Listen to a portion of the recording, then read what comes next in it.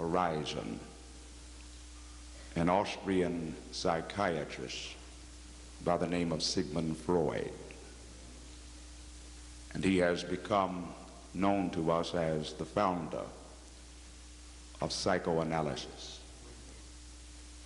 And there are many wonderful and exciting things that he has left behind on record that are very much a part of modern day psychiatry and psychology.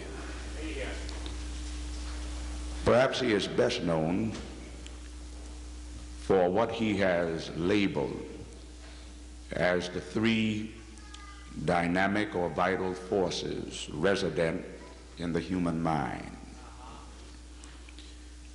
First of all, he speaks about the id, which is the source of all our psychic energy. Secondly, he speaks of the ego, which governs our rational thinking.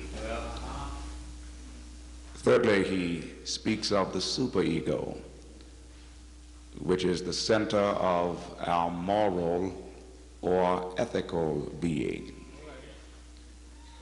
And it is Dr. Freud's contention that we who traffic in mortality are always in conflict within ourselves. For there is a never-ending battle between the ego, our rational self, and the superego, our moral self. It is out of that ego that we get words such as selfish and egocentric. And it is Dr. Freud's contention that the superego exists so that self might not become conceited, and that we might always have our moral or ethical equilibrium.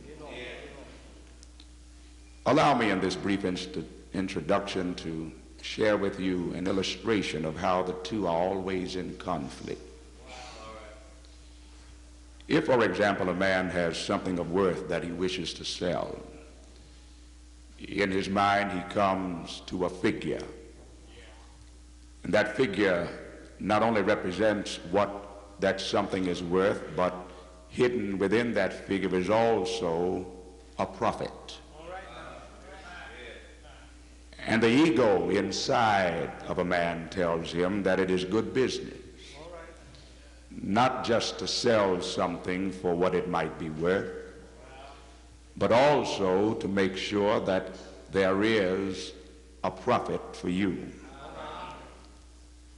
On the other hand, the superego looks at that same business proposition and concludes that certain something must only be sold for its worth and not one dime more. The superego does not take into account what is good business. It does not entertain itself with the profit-making motive, but that moral, that ethical, or that spiritual center in all of us concerns itself ultimately with what is good, right, and fair. The Apostle Paul knew absolutely nothing about psychoanalytical thought, but he very much put his hand on the same thing that Sigmund Freud looked at 2,000 years later.